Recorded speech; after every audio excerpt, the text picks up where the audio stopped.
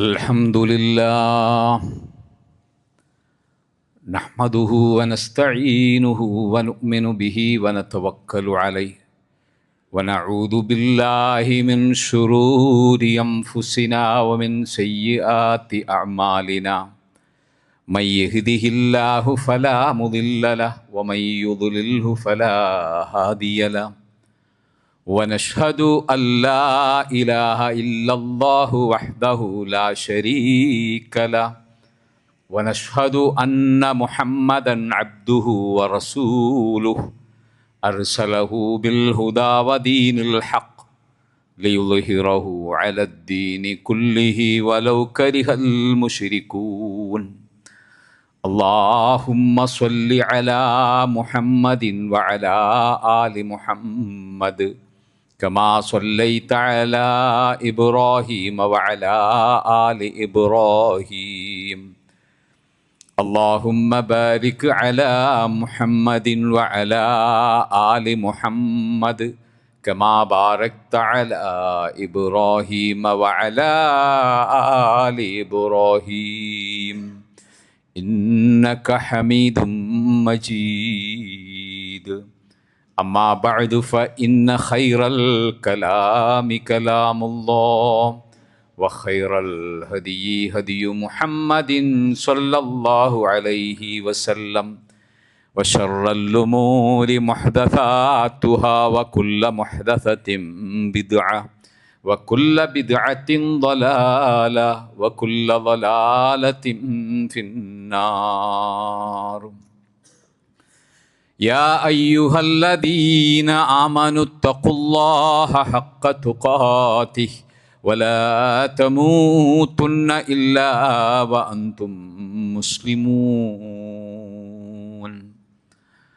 أعوذ بالله من الشيطان الرجيم بسم الله الرحمن الرحيم أفلا ينظرون إلى الإبل كيف خلقت وإلى السماء كيف رفعت وإلى الجبال كيف نصبت وإلى الأرض كيف سطحت സർവാദരണീയരായ അള്ളാഹുവിൻ്റെ ദാസിദാസന്മാരെ, അള്ളാഹുവിന് കീഴ്പ്പെട്ടവർക്കാണ് അള്ളാഹുവിൻ്റെ ഇബാദുകൾ എന്ന് പറയുന്നത്. ജീവിതത്തിൽ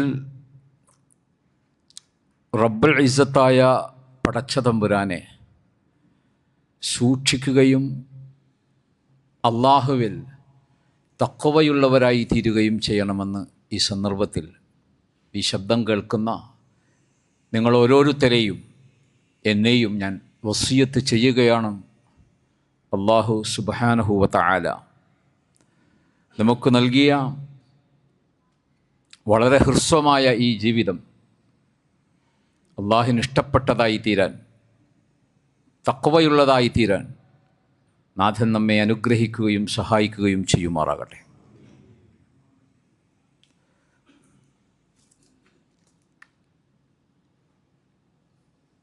അല്ലാഹു ഈ പ്രപഞ്ചത്തിലെ സർവചരാചരങ്ങളെയും പ്രപഞ്ചത്തെയുമൊക്കെ പടച്ച് അതിലെ ഏറ്റവും ഉത്കൃഷ്ട ജീവിയാക്കി മനുഷ്യനെ അള്ളാഹു സംവിധാനിച്ചു. മനുഷ്യരിൽപ്പെട്ട നമ്മളൊക്കെ തന്നെയും നമ്മളെക്കുറിച്ച് മാത്രം ചിന്തിച്ചാൽ തന്നെ അന്വേഷിച്ചും കണ്ടെത്തിയും തീരാത്തത്ര അത്ഭുതങ്ങളാണ് ഈ ദുനിയാവിൽ മനുഷ്യനിൽ മാത്രമുള്ളത്. മനുഷ്യനെക്കുറിച്ച് പറയാറുള്ളത് കോടാനുകോടി ജീവിജാലങ്ങളിലൊന്നും മാത്രമാണ്. കോടാനുകോടി ജീവജാലങ്ങളിൽ ഒരു വിഭാഗം മാത്രമാണ് മനുഷ്യൻ. ആ മനുഷ്യനിൽ തന്നെയുള്ള പ്രത്യേകതകൾ, അത്ഭുതങ്ങൾ, അതെ, അള്ളാഹുവിനെക്കുറിച്ച് ഒരു മനുഷ്യൻ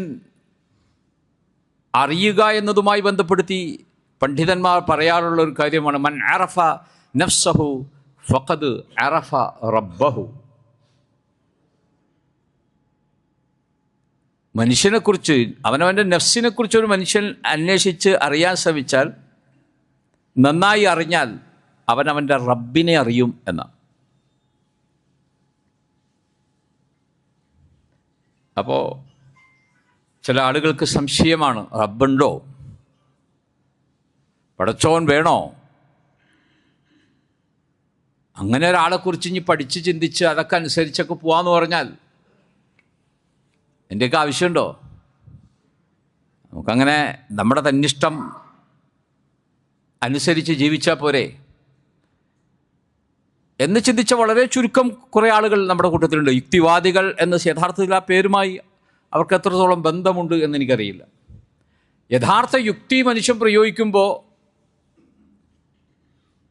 അവൻ ചെന്നെത്തുന്നത് യുക്തിമാനായൊരു സിട്ടാവിലേക്കാണ്. അത്ഭുതങ്ങളുടെ അത്ഭുതമാണ്. ആവർത്തിച്ചവൻ ആലോചിക്കുകയാണ്, ഒരാൾ ഈ കാണുന്നതിൻ്റെയൊക്കെ പിന്നിലുണ്ട് എന്ന്. ഒരു മരുഭൂമിയിൽ നമ്മളൊരു ഘടികാരം, ഒരു വാച്ച് കണ്ടാൽ നമ്മളാരെങ്കിലും ചിന്തിക്കോ, ആ മരുഭൂമിയിലെ ഇരുമ്പൊക്കെ ഇങ്ങനെ പെട്ടെന്ന് വന്ന് ഈ വെള്ളിയുടേതാണ്, ഈ വെള്ളിയൊക്കെ ഒരുമിച്ച് കൂടി അങ്ങനെ അത് സൂചിയായി, അങ്ങനെ ആ വാച്ചിൻ്റെ ഫ്രെയിമായി, അതുപോലെ തന്നെ അതിൻ്റെ ചട്ടയായി രൂപപ്പെട്ട് അങ്ങനെ ആ മരുഭൂമിയിൽ നിന്ന് അങ്ങനെ തന്നെ ഒരു ക്ലോക്ക് ഉണ്ടായി, വാച്ചുണ്ടായി, ഘടികാരമുണ്ടായി. നമ്മളാരും ചിന്തിക്കലില്ല. മനോഹരമായ വാച്ച് നമ്മൾ കാണുമ്പോൾ പറയില്ല, ഇത് ഏതാ കമ്പനിന്ന് നമ്മൾ ചോദിക്കാം, അല്ലെങ്കിൽ ഇത് ആരുണ്ടാക്കിയെന്ന് ചോദിക്കാം. നമ്മൾ ഒരു വീട്ടിൽ ചെന്ന് മനോഹരമായ ഒരു കസേര കണ്ടാൽ പോലും നമ്മൾ ചോദിക്കുമല്ലോ, ഇത് എവിടെ പണിതാന്ന് ചോദിക്കും. അപ്പോൾ നമ്മൾ പറയും, ചിലപ്പോൾ നമ്മൾ ആശാരീനെ കൊണ്ട് പണിത, ഏതാണ് ആശാരി എന്ന് ചോദിക്കും. ഒരു കസേര കണ്ടാൽ പോലും അതിൻ്റെ സിട്ടാവിലേക്ക് മനുഷ്യൻ മടങ്ങാണ്. നമ്മുടെ ശീലം, നമ്മുടെ രീതി അതാണ്. ഒരു ഷർട്ട് കണ്ടാൽ ഇത് ഏത് കമ്പനിയുടേതാണ്, അല്ലെങ്കിൽ ഇത് ആരാ ഇത്ര ഒതുക്കത്തിൽ നിനക്ക് തയ്പ്പിച്ചു തന്നത്, ഇതെവിടെ നിന്നാണ് ഈ തുണി? ഇതേ ചോദിക്കുന്ന യുക്തി ഈ പ്രപഞ്ചത്തിൻ്റെ കാര്യത്തിൽ ആളുകൾ നഷ്ടപ്പെടുമ്പോഴാണോ യുക്തിവാദി എന്ന് പറയുക? എനിക്കറിയാം. അല്ലേ? നമ്മുടെ വിപണിയിൽ കിട്ടുന്ന അതിസങ്കീർണമായ ഒരുപാട് ഉപകരണങ്ങളില്ലേ, വളരെ ടെക്നിക്കലി കോംപ്ലിക്കേറ്റഡ് എന്ന് പറയാവുന്ന, വിദഗ്ധന്മാർ ഉപയോഗിക്കേണ്ട പല യന്ത്രങ്ങളുമുണ്ട്. അപ്പോൾ അങ്ങനെ ഒരു യന്ത്രം ഒരു കമ്പനി നിർമ്മിച്ചാൽ, മാനുഫാക്ചർ ചെയ്താൽ അതിനൊരു യൂസേഴ്സ് മാനുവലുണ്ട്. അത് ഉപയോഗിക്കുന്നവർക്ക് ഒരു ഉപയോഗക്രമമുണ്ട്. നമ്മൾ ആ ക്രമം പാലിക്കാതെ ഒന്ന് ഉപയോഗിച്ച് നോക്കി.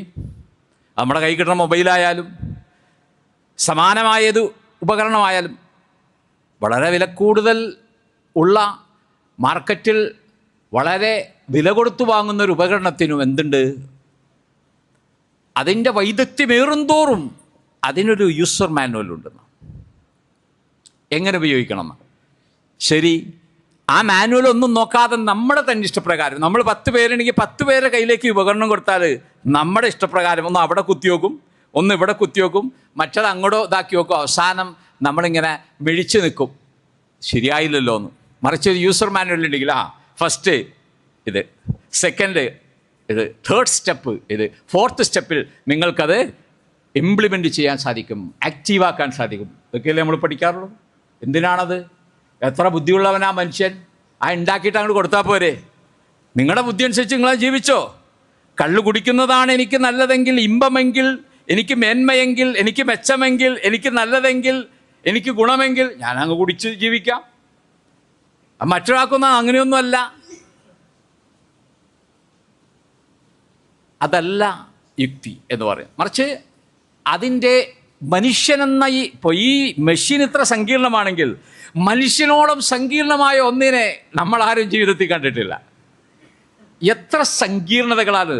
നമ്മുടെ മൊബൈലായാലും ഇനി ഒരു ഉപകരണമായാലും അതിനുണ്ട് ഒരു നീതി, ന്യായവും സമയവും.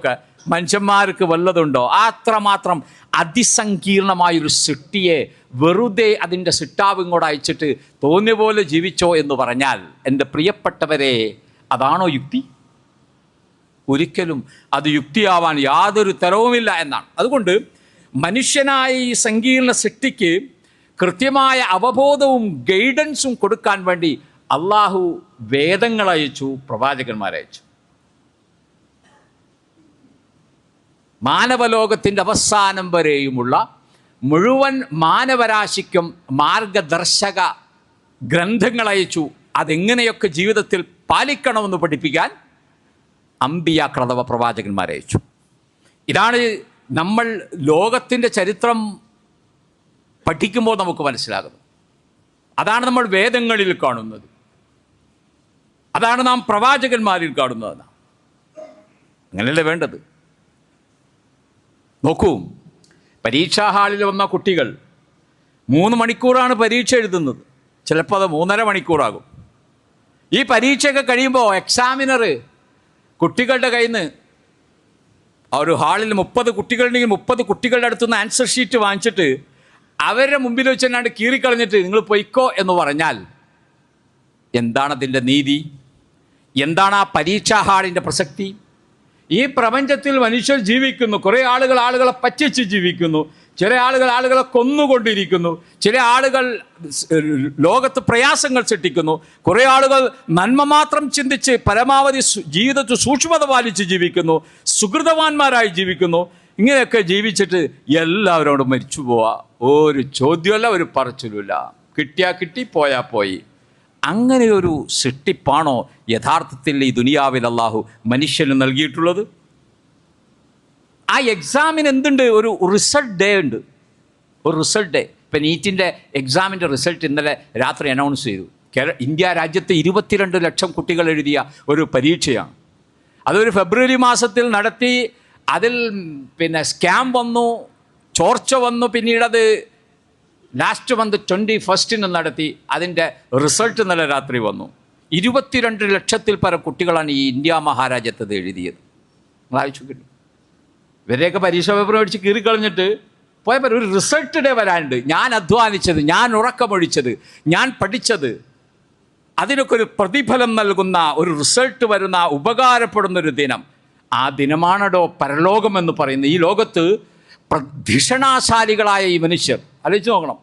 എത്രയോ മനനശേഷിയുള്ള മനുഷ്യർ, ടാലൻറ്റഡായ മനുഷ്യർ, കാലിബറുള്ള മനുഷ്യൻ, അത്ഭുതങ്ങളുടെ കലവറ ഈ പ്രപഞ്ചത്തിൽ സൃഷ്ടിച്ച മനുഷ്യൻ, പേന തൊട്ട് പെൻസിൽ തൊട്ട് പിന്ന് വരെ കണ്ടുപിടിച്ച മനുഷ്യൻ, ആകാശത്തുകൂടെ നിർബാധം ശരവേഗതയിൽ ദ്രുതഗതിയിൽ ചലിക്കുന്ന പേടകങ്ങൾ, പ്ലെയിനുകൾ, റോക്കറ്റുകൾ ഒക്കെ സൃഷ്ടിച്ച് ലോകത്തോരോ ദിവസവും ഒരു മലയാളി അടുത്ത് ബഹിരാകാശത്ത് പ്രവേശിച്ചിരിക്കുന്നു. നോക്കൂ, ഈ കേരളത്തിൻ്റെ മണ്ണിൻ്റെ ചുവയുള്ള ഒരാൾ ബഹിരാകാശത്ത് പ്രവേശിച്ചിരിക്കുന്നു.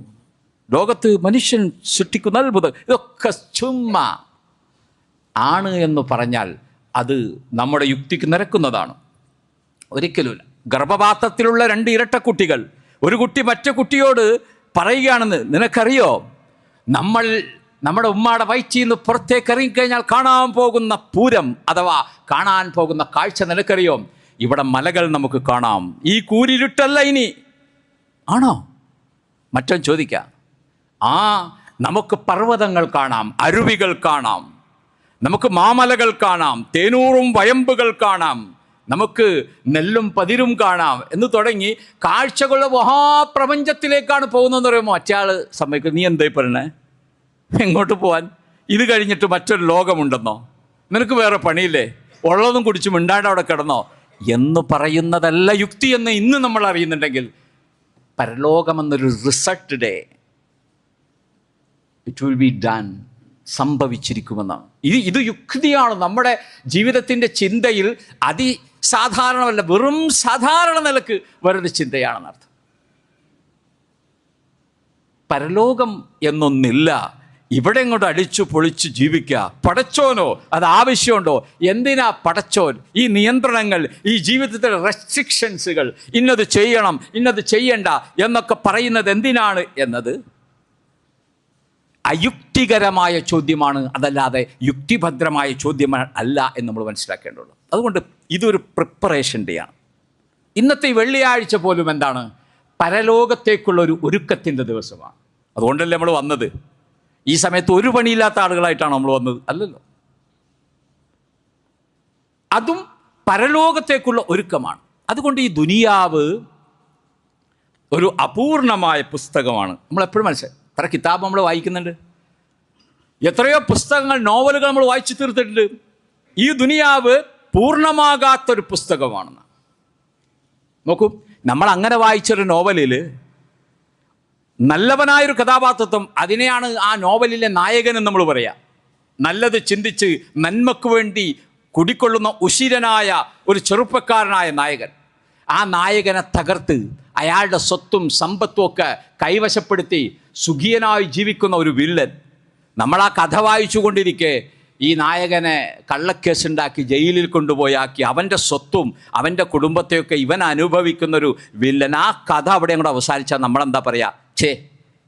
അതിൻ്റെ ഒരു വോള്യൂം 2 സെക്കൻഡ് പാർട്ടെങ്കിലും ഉണ്ടാകണമെന്നാ. എന്താ കാര്യം? അതൊരു നീതിയില്ലല്ലോ. എന്ത് കഥയാണത്?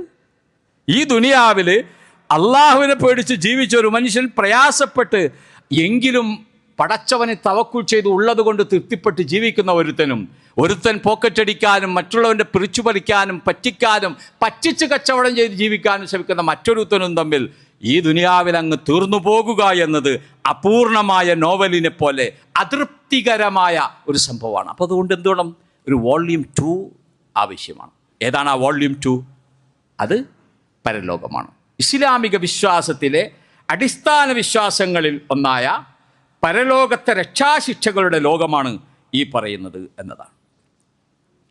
പടച്ചതമ്പുരാൻ ഈ ലോകത്ത് സൃഷ്ടിച്ച അത്ഭുതങ്ങളുടെ കലവറകൾ പരിശോധിക്കുമ്പോൾ നമുക്ക് കാണാം ഈ മരം കൊത്തികൾ, കാട്ടുമരക്കൊത്തികൾ, വുഡ് പക്കേഴ്സ്. അതൊരു സെക്കൻഡിൽ 20 പ്രാവശ്യം ആ മരത്തിൽ ഇങ്ങനെ കൊത്തുമെന്നാ പറയാൻ. 20 ടൈംസ്. ആലോചിച്ച് നോക്കിയിട്ടുണ്ടോ? കാട്ടുമരം കൊത്തികൾ.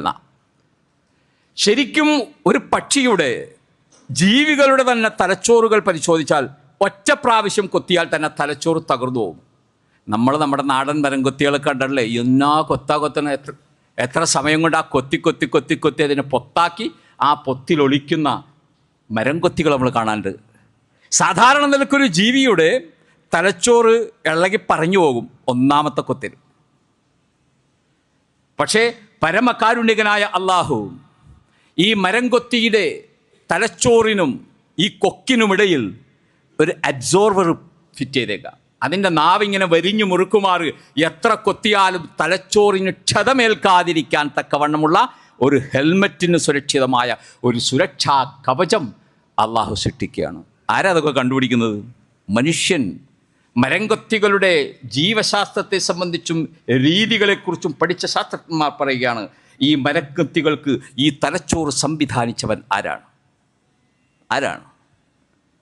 എൻ്റെ പ്രിയപ്പെട്ട യുക്തിരഹിതവാദികളെ, നിങ്ങളൊന്ന് പഠിക്കണം. ഈ പ്രപഞ്ചത്തിലെ അത്ഭുതങ്ങൾ മരംകൊത്തിയിൽ അവസാനിക്കുന്നില്ല. നോക്കും, ഉറുമ്പെന്നൊക്കെ പറഞ്ഞാൽ എന്താ? നമ്മുടെ കണ്ണിൽ തീരെ പിടിക്കാത്തവർ.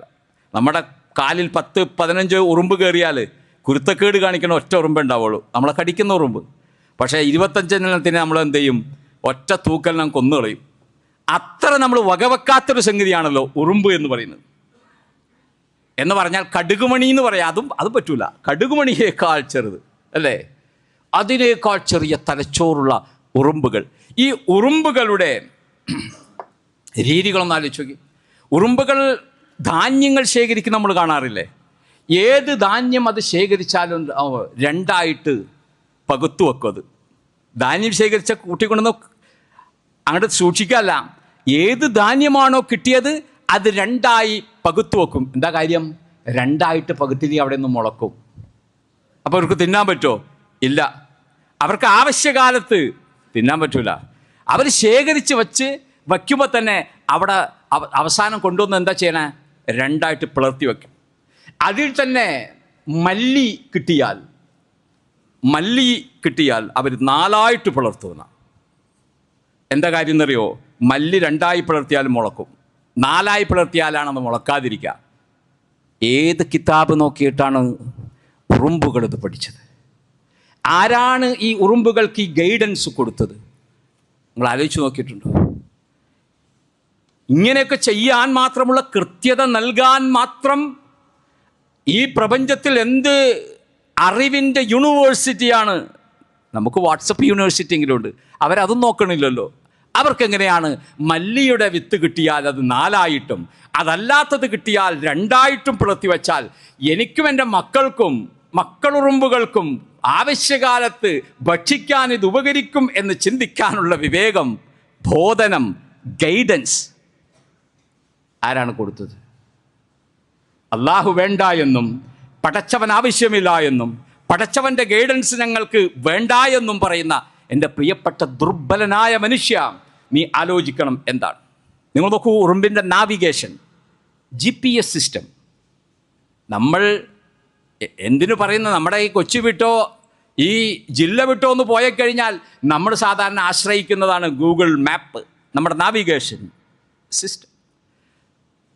ഉറുമ്പിൻ്റെ നാവിഗേഷൻ നമ്മൾ ശ്രദ്ധിച്ചിട്ടില്ലേ? അതിങ്ങനെ വെറുതെ സമയം കിട്ടുമ്പോൾ ഒരു ഉറുമ്പിൻ്റെ ഗതി ഇങ്ങനെ നോക്കി അതങ്ങനെ പുറകെങ്ങനെ പോകുന്നുണ്ടാവും. ഒരു കോൺവോയ് ട്രാവലിംഗ് ആണ്, ഒരു ട്രെയിൻ പോകുന്നത് പോലെ ഇങ്ങനെ തുടർച്ചയായിട്ടതാണ്. എന്താണ് ആ നാവിഗേഷൻ? ഫെറോമോൺസ് എന്ന് പറയുന്നൊരു കെമിക്കൽ ഈ പോകുന്ന വഴിയിൽ ഉറുമ്പ് ഉപേക്ഷിച്ചു പോവാണ്. ഈ കെമിക്കലാണ് പിന്നിൽ വരുന്ന ഉറുമ്പുകൾക്ക് ഇതാണ് എൻ്റെ വഴി എന്ന് തിരഞ്ഞെടുക്കാൻ കാരണമാകുന്നതെന്നാണ്. ആ കെമിക്കൽ വിസർജിച്ചിട്ടാണ് ഉറുമ്പ് മുന്നോട്ട് ഗമിക്കുന്നതെന്നാണ്. എത്ര ദൂരം ഉണ്ടെങ്കിലും അവിടെ എത്തുമെന്നാണ്. നമ്മൾ എത്ര വലിയ പൈസ കൊടുത്തിട്ടാണ് GPS സിസ്റ്റം. എൻ്റെ വണ്ടി ഇപ്പോൾ എവിടെയാണ്? പരാതിയായിട്ട് പോലീസ് സ്റ്റേഷനിൽ വരും, വണ്ടി കാണാനില്ല. അപ്പോൾ GPS സിസ്റ്റം ഉണ്ടോ? ഉണ്ട്. എവിടെ കാണിക്കുന്നത്? ചെന്നൈയിലാണ് കാണിക്കുന്നത്. ആരോടുത്ത് കൊണ്ടുപോയിട്ടുണ്ട്, അല്ലെങ്കിൽ വാടകയ്ക്ക് കൊണ്ടുപോയിട്ട് കിട്ടിയിട്ടില്ല വണ്ടി. എവിടെ ലൊക്കേഷൻ കാണിക്കുന്നത്? മൂവാറ്റുപുഴയുണ്ട്, അല്ലെങ്കിൽ കൊച്ചിയിലുണ്ട്. ഇത് GPS സിസ്റ്റം. ലോകത്ത് എത്രയോ ആയിരക്കണക്കിനല്ല 10,000കണക്കിന് ഉപഗ്രഹങ്ങളുടെ സഹായത്തോടെ കോടികൾ ചെലവഴിച്ചിട്ടാണ് ലോകത്ത് GPS സിസ്റ്റം നിലനിൽക്കുന്നതെന്നാണ്. അള്ളാഹു ഈ കടുകുമണിയേക്കാൾ ചെറിയ തലച്ചോറുള്ള ഉറുമ്പുകൾക്ക് ഈ നാവിഗേഷൻ സിസ്റ്റം ആര് നൽകി? ആരാണതോ അവാർഡ് ചെയ്തത്? അള്ളാഹു ആണ്. നോക്കൂ, ഈ സ്ഥൂല സൂക്ഷ്മ പ്രപഞ്ചത്തിലെ സർവമാന ചരാചരങ്ങളിലും ഒളിഞ്ഞു കിടക്കുന്ന സർവാധിരാജനായ അള്ളാഹുവിൻ്റെ അടയാളങ്ങൾ ബാക്കിയാക്കാത്ത ഒന്നുപോലും ഈ പ്രപഞ്ചത്തിൽ അവശേഷിക്കുന്നില്ല എന്നറിയിക്കുന്ന എന്തൊരു അറിവാണിത്, എന്തൊരു വിജ്ഞാനമാണ്. ആരാണ് ഇതൊക്കെ അവർക്ക് പകർന്നു കൊടുക്കുന്നത്? നോക്കൂ, ഞാൻ ഓതി വച്ച ആയത്ത് സ്ഥിരമായി നമ്മുടെ വെള്ളിയാഴ്ച ജുമുഅകളിൽ നാം പാരായണം ചെയ്യാറുള്ള സൂറത്തുൽ ഗാശിയയിലെ ഒരു ആയത്ത്, അതായിരുന്നു ഞാൻ ആദ്യം ഓതി വച്ചത്. എന്താണത്? അഫലാ യൻദുറൂന ഇലൽ ഇബ്ലി കൈഫ ഖുലിഖത് വഇലസ് സമാഇ കൈഫ റുഫിഅത് വഇലൽ ജിബാലി കൈഫ നുസിബത് വഇലൽ അർളി കൈഫ സുതിഹത്. പല ചോദ്യങ്ങളുമുണ്ട്, ഒന്ന് പറയാം. ആദ്യത്തേത് അല്ലാഹു ചോദിക്കുന്നത് അഫലാ യൻദുറൂന, ഈ മനുഷ്യന്മാരുണ്ടല്ലോ എന്തേ അവർ നോക്കാത്തത്? ഇലൽ ഇബ്ലി കൈഫ ഖുലിഖത്, എങ്ങനെയാണ് ഒട്ടകങ്ങളെ അള്ളാഹു സൃഷ്ടിച്ചതെന്ന് അവർ ചിന്തിക്കാത്തതെന്നാണ്. ഒട്ടകം നമ്മുടെ നാട്ടിൽ സർവ്വസാധാരണമല്ല. അന്യനാട്ടിലെ കാഴ്ചകളിൽ, മരുഭൂമിയുടെ കാഴ്ചകളിൽ സവിശേഷമായ ഒരു കാഴ്ചയാണെന്ത്? ഒട്ടകമെന്ന സൃഷ്ടി. മരുഭൂമിയിലെ കനത്ത മണൽക്കാറ്റിലും കനത്ത ചൂടും അല്ലേ. ഇപ്പോൾ ഗൾഫിലൊക്കെ വന്ന ആളുകൾക്കറിയാം, അബവ് 50 ഡിഗ്രി സെൽഷ്യസ് ആണ് ഒഫീഷ്യൽ അനൗൺസ്മെൻറ്റ്. അതൊരു 52, 54 ഒക്കെ ഉണ്ടെന്നാണ് പറയുന്നത്. അത്രമാത്രം ചൂടിൽ നമുക്കവിടെ AC കാറും വീടും റൂമും ഒക്കെ ഉണ്ട്. ഒട്ടകത്തിനും AC. എത്ര ചൂടിലായിരിക്കും അവർ ജീവിക്കാൻ നമ്മളൊന്ന് സങ്കല്പിച്ച് നോക്കിയേ. ഏതൊക്കെ ചൂടെന്നറിയാം? ആകാശത്തു നിന്നുള്ള സൂര്യൻ്റെ ചൂട് കൂടാതെ ചുട്ടുപൊഴുത്ത മരുഭൂമിയുടെ ചൂട്. ഈ ചൂടിൽ ജീവിക്കുന്ന ഒട്ടകത്തിൻ്റെ സൃഷ്ടിയെക്കുറിച്ചെങ്കിലും മനുഷ്യ ഉറങ്ങുന്നവരെ ഒന്ന് ചിന്തിക്കൂ എന്ന്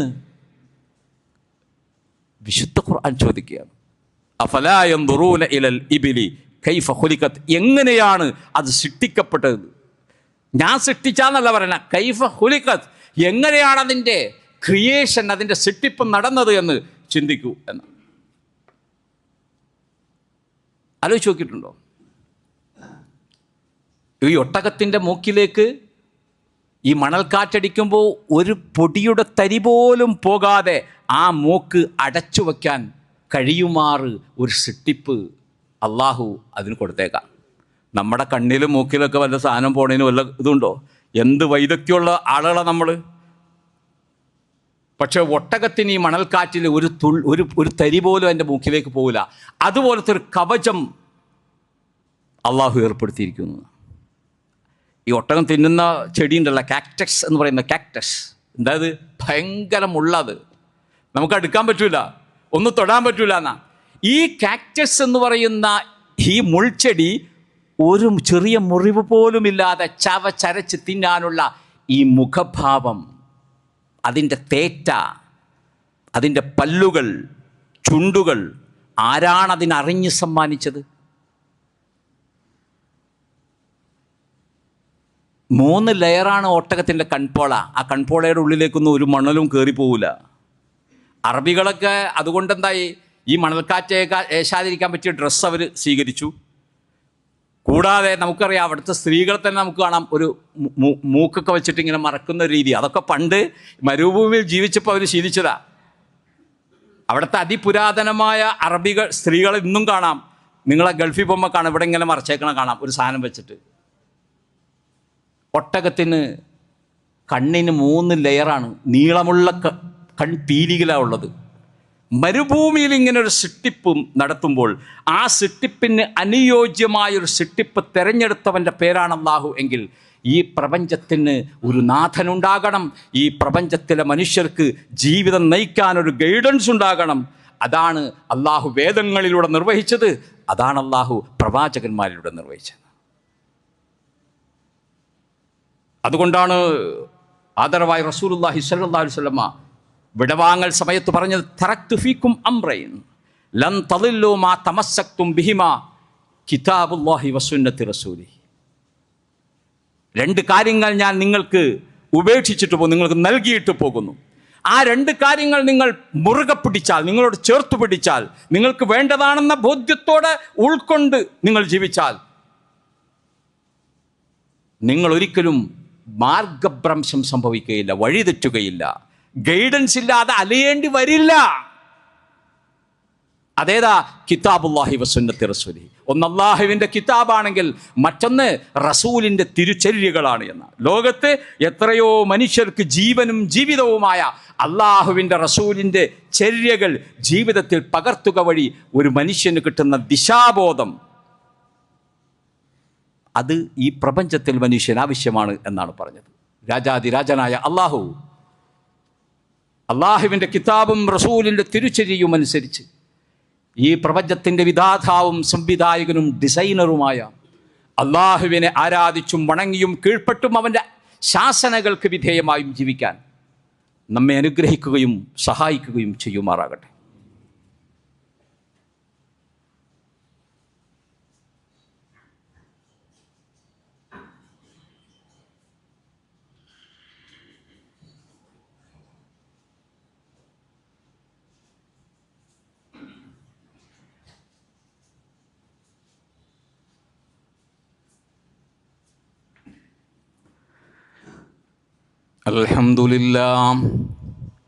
അൽഹംദുലില്ലാഹില്ലദീ ഹദാനാ ലിഹാദാ വമാ കുന്നാ ലിനഹ്തദിയ ലൗലാ അൻ ഹദാനല്ലാഹ്. അല്ലാഹുമ്മ സ്വല്ലി അലാ മുഹമ്മദിൻ വഅലാ ആലി മുഹമ്മദ്. അയ്യുഹൽ ഇഖ്വതു വൽ അഖവാത് ഉസീകും ബി തഖ്വല്ലാഹ്.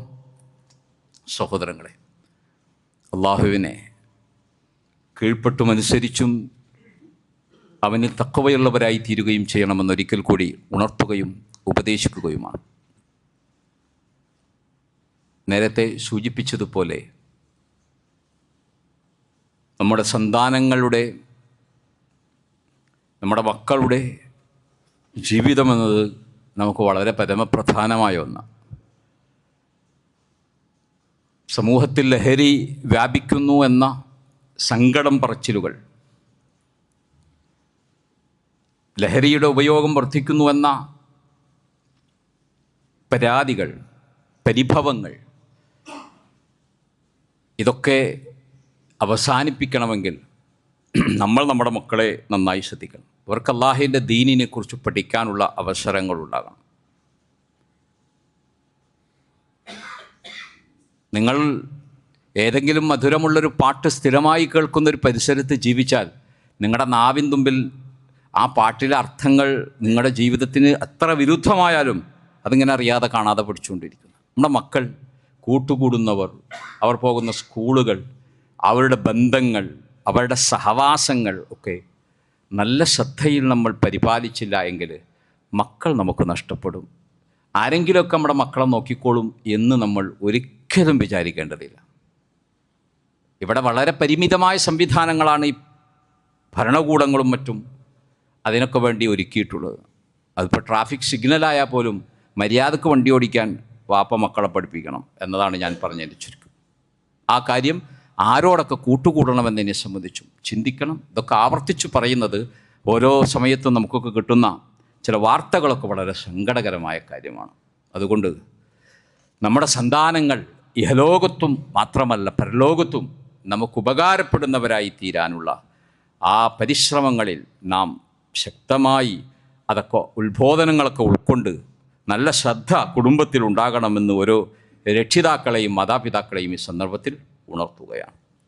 നമ്മുടെ കൂട്ടത്തിലെ ഒരു സഹോദരൻ റിനൈ മെഡിസിറ്റിയിൽ രോഗബാധിതനായി അഡ്മിറ്റ് ചെയ്യപ്പെട്ടിരിക്കുകയാണ്. അദ്ദേഹത്തിന് വേണ്ടി പ്രാർത്ഥിക്കണം എന്ന് നമ്മളോട് പറഞ്ഞിട്ടുണ്ട്. പരമകാരുണികനായ അള്ളാഹു അദ്ദേഹത്തിന് ശിഫ നൽകുമാറാകട്ടെ. വളരെ സന്തോഷത്തോടെ ആരോഗ്യത്തോടെ ജീവിതത്തിലേക്ക് കുടുംബത്തിലേക്ക് തിരിച്ചു വരാനുള്ള സൗഭാഗ്യം അള്ളാഹു അദ്ദേഹത്തിന് നൽകുമാറാകട്ടെ. തൻ്റെ കുടുംബം അനുഭവിക്കുന്ന എല്ലാ പ്രയാസങ്ങളിൽ നിന്നും അള്ളാഹു ആ കുടുംബത്തിന് മോചനം നൽകുമാറാകട്ടെ. വളരെ പ്രയാസമുള്ള ഇത്തരം രോഗാവസ്ഥകളിൽ നിന്ന് നാഥ, കരുണാവാരിധിയായ തമ്പുരാനെ, ഞങ്ങളെയെല്ലാം നീ കാത്തുരക്ഷിക്കണമേ റഹ്മാനെ. ഞങ്ങളെ വളർത്തി വലുതാക്കിയ ഞങ്ങളുടെ മാതാപിതാക്കൾക്ക് നാഥ നീ കാരുണ്യം വർഷിക്കണമേ റഹ്മാനെ. നിന്നിലേക്ക് ആഗതരായ ഞങ്ങളുടെ ഉപ്പമാർ, ഉമ്മമാർ, വല്ലിപ്പമാർ, വല്ലിമ്മമാർ, റഹ്മാനായ റബ്ബേ, അവർക്കെല്ലാം നീ പാപമോചനവും മഗ്ഫിറത്തും നിൻ്റെ കാരുണ്യവും മർഹമത്തും നീ നൽകി അനുഗ്രഹിക്കണമേ റഹ്മാനെ. സ്വർഗപ്പൂങ്കാവനത്തിൽ അവരോടൊപ്പം അണയാനുള്ള ജീവിത സൗഭാഗ്യവും ആഫിയത്തും അള്ളാഹുവെ നീ ഞങ്ങൾക്ക് നൽകണമേ റഹ്മാനെ. റഹ്മാനായ റബ്ബേ, ഈ പള്ളിയിൽ ഒരുമിച്ച് കൂടിയതുപോലെ പരലോകത്ത് നിൻ്റെ ജന്നാത്തുൽ ഫിർദൗസിൽ നാഥ ഒരുമിച്ച് കൂടാനുള്ള സൗഭാഗ്യം നീ ഞങ്ങൾക്ക് നൽകണമേ റഹ്മാനെ. അള്ളാഹുവെ, ഞങ്ങളുടെ സന്താനങ്ങളെ നീ അനുഗ്രഹിക്കണമേ റഹ്മാനെ. ആ മക്കൾ മൂലം ഞങ്ങൾ അനുഭവിക്കുന്ന എല്ലാ പ്രയാസങ്ങൾക്കും നാഥ നീ പരിഹാരം കാണിച്ചു തരണമേ റഹ്മാനെ. അള്ളാഹുവെ, നിൻ്റെ ഇഷ്ടക്കാരിലേക്ക് എത്താനുള്ള എല്ലാ കർമ്മങ്ങളിലേക്കും പ്രവർത്തികളിലേക്കും നാഥ നീ ഞങ്ങളെ നയിക്കണമേ റഹ്മാനെ. ഞങ്ങളുടെ വാക്കുകളിൽ, ഞങ്ങളുടെ പെരുമാറ്റങ്ങളിൽ, ഞങ്ങളുടെ ഇടപാടുകളിൽ, ഞങ്ങളുടെ ജീവിത സംസർഗങ്ങളിൽ നാഥ പിഴവുകൾ പറ്റിയിട്ടുണ്ട് എങ്കിൽ, ന്യൂനതകൾ സംഭവിച്ചിട്ടുണ്ട് എങ്കിൽ അള്ളാഹുവെ നീ ഞങ്ങൾക്ക് പുറത്തു തരണമേ റഹ്മാനെ. മാപ്പ് ചോദിക്കേണ്ടവരുണ്ട് എങ്കിൽ അവരോട് മാപ്പ് ചോദിക്കാനുള്ള ഹൃദയവിശാലതയും തൻ്റെ ഇടവും അള്ളാഹുവെ നീ ഞങ്ങൾക്ക് നൽകണമേ റഹ്മാനെ. റഹ്മാനായ റബ്ബെ, ഞങ്ങളുടെ കുടുംബത്തിൽ നീ സമാധാനം നിലനിർത്തി തരണമേ സുബ്ഹാനെ. റഹ്മാനായ റബ്ബെ, നീ ഞങ്ങളോട് ഇഹലോകത്തും പരലോകത്തും നീ ഞങ്ങളോട് കരുണ കാട്ടണമേ റഹ്മാനെ. റഹ്മാനായ റബ്ബെ, പഠിക്കുന്ന ഞങ്ങളുടെ മക്കൾക്ക് നിന്നെ മറക്കാതെ നിന്നെ ഓർത്ത് അവരുടെ വിജ്ഞാന വീതിയിൽ സധൈര്യം മുന്നേറാനുള്ള സൗഭാഗ്യം അള്ളാഹുവെ നീ നൽകണമേ റഹ്മാനെ. പടച്ച തമ്പുരാനെ, ദുഷിച്ച കൂട്ടുകെട്ടുകളിൽ നിന്ന് ഞങ്ങളുടെ മക്കളെ നീ കാത്തുരക്ഷിക്കണമേ റഹ്മാനെ. അള്ളാഹുവെ, ഞങ്ങളുടെ ഉപജീവന വഴികൾ, കച്ചവടങ്ങൾ, ജീവിതമാർഗങ്ങൾ നാഥ അത് വിശാലമാക്കി നൽകണമേ റഹ്മാനെ. നാഥ, ഞങ്ങളുടെ ഉപജീവനത്തിൽ, വരുമാനത്തിൽ, ഞങ്ങളുടെ റിസ്ഖിൽ നിൻ്റെ ബർക്കത്തും നിൻ്റെ അനുഗ്രഹങ്ങളും നീ സദാ വർഷിക്കണമേ റഹ്മാനെ. റഹ്മാനായ റബ്ബേ, ഞങ്ങളുടെ പാപങ്ങൾ നീ ഞങ്ങൾക്ക് പുറത്തു നൽകണമേ റഹ്മാനെ. اللهم اغفر للمؤمنين والمؤمنات والمسلمين والمسلمات اللهم أحياء منهم الأموات اللهم أحيا الإسلام والمسلمين وأذل الشرك والمشركين ربنا هب لنا من أزواجنا وذرياتنا قرة أعين വജഅൽനാ ലിൽമുത്തഖീന ഇമാമാ റബ്ബനാ ആതിനാ ഫിദ്ദുനിയാ ഹസന വഫിൽ ആഖിറതി ഹസനതൻ വഖിനാ അദാബന്നാർ.